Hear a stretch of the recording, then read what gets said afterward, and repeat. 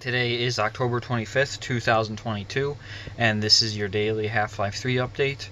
There is no news about Half-Life 3. So I was thinking about something. I think James Gunn's The Suicide Squad might be the best sequel of all time. Now, when I say that, I don't mean like it's the best movie that is a sequel, right? Because obviously a movie like The Godfather Part 2 or whatever is better than The Suicide Squad. But you have to look at The Suicide Squad in relation to the first one. Because usually when you say a movie sequel is better than the first one, it's the first one is already a movie that's good in its own right? Like The Godfather Part 2, the first Godfather was still good. Same thing with Terminator and Terminator 2. Terminator is still a good movie. Alien, Aliens, The Dark Knight, Batman Begins, Empire Strikes Back, A New Hope. The first movies are still good, right? And what the Suicide Squad does, it really like reverses the situation that usually happens. Because usually when you have a movie, like let's say you have Jaws, and then you get a sequel to it, Jaws 2, which still did relatively well. I think it's got like an 80% on Rotten Tomatoes. But let's say Jaws 4, right?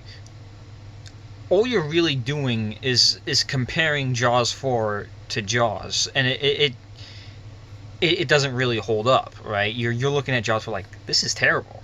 You know, you watch Jaws, you know what you're getting into, then you watch Jaws 4 and you're like, this is crap. But it's kind of like a reverse situation of that with the Suicide Squad, because not everyone hated the first Suicide Squad movie. I didn't hate it. I saw it in theaters. I didn't mind it. I was like, oh, this is fine, nothing special.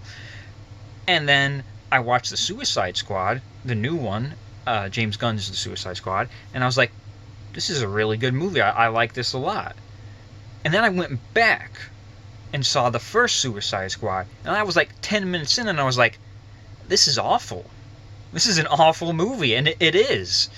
Like, I see that now. Like, I'm now judging the first movie by the second movie. Usually you judge the second movie based on the first movie. I think rarely with sequels do you judge the second movie. I mean, rarely in sequels do you judge the first movie based on the quality of the second movie. That just doesn't happen. And it does with The Suicide Squad. So it's extremely telling, because the first Suicide Squad is a terrible movie. It's just terrible. Like, I mean, it's such a 180 on that movie. I didn't even finish it. Like I went to rewatch it after seeing the new one.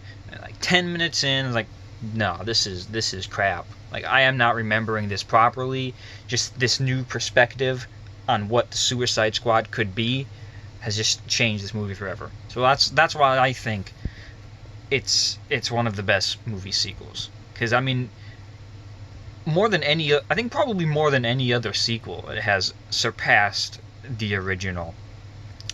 Because you see that with the Mission Impossible movies. They do kind of get better over time. But the first one is not, like, terrible. The first one is not garbage that they miraculously made better by the second one. I feel like Mission Impossible is just something that, gradually got a little bit better over time, right? It's just not this drastic change in quality. And, usually sequels are to movies that you would understand getting sequels to, right? I mean, Jaws was popular enough that, yeah, they're going to want to try and make a sequel to Jaws. Usually a sequel to a movie is a movie that was, either critically and or financially well received. Not the Suicide Squad. I don't think it did great money-wise. I'm sure it made its money back. Clearly made enough money to warrant a sequel, but, the audience wasn't kind to it, and neither was critics. So I feel like I've talked about this for too long. And that has been your daily Half-Life 3 update for October 25th, 2022.